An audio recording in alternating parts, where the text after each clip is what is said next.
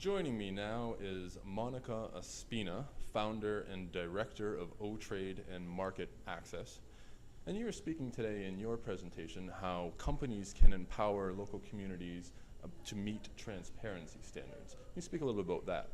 Yes, well, basically, when companies work on community engagement and they just look forward reaching the social license to operate, sometimes they see communities as like on the other side rather than an ally. And in so many cases, when you empower communities, you open an avenue for dialogue with the community.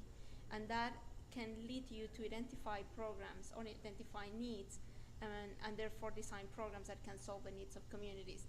And when we talk about transparency, transparency in the process of how you hire, how you source from suppliers local, how is your relation with governments, and here we can also talk about EITI as an initiative that is looking to bring transparency to the table in terms of how much is paid by companies in terms of taxes and royalties and how much communities can receive on that. If we open that dialogue, basically communities will be empowered to use democracy as an avenue for positive development because they will know exactly where are the resources coming to their town and what to expect from, from their own government.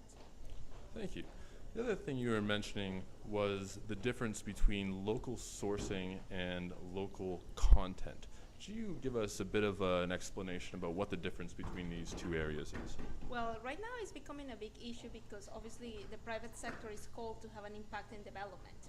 So it is a big misunderstanding around what is local sourcing and what is local content. Local sourcing is based on you are buying from a company who is legally registered in the town where you have business, but it doesn't mean that the company is sourcing all goods or goods from the country of where it's happening. It might be sourcing from China, India, the US, and just selling in the local town. So that will be the local sourcing. The local content component, which is the much more in-depth idea that the World Bank is based, is local content refers to the manufacturing, to the processing of those goods, to the number of jobs that are created in the process of getting those goods out. And that will be the objective, because by doing that, you are creating local employment and you are at the same time you're making dynamic the local supply chain. So the difference is gigantic, and sometimes we are lost in terminology.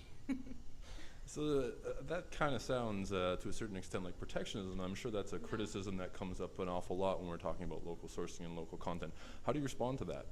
Well, it's interesting because protectionism is always on the table, and I think it's just a fact that governments in their idea of national interest, they always want to take care of their own people, which is their mandate. But at the same time, governments are called to participate in global organizations like the World Trade Organization and agree of opening the doors to foreigners to have access to their markets. So it becomes kind of a complicated ground where the governments put themselves. But when we talk about the local sourcing and the local content requirements, components that governments are setting today, much more they're trying to be protectionists of their own industries and securing that employment to be created happens in their country, which is a very right approach.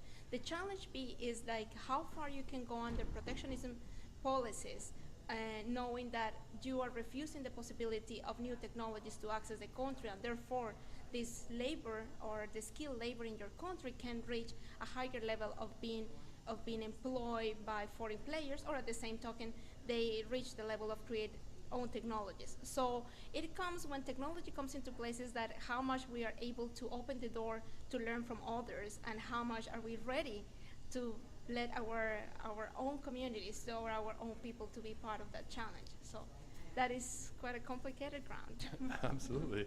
Well, I'd like to thank you again for joining us. And again, this is Monica Ospina, the founder and director of O-Trade and Market Access.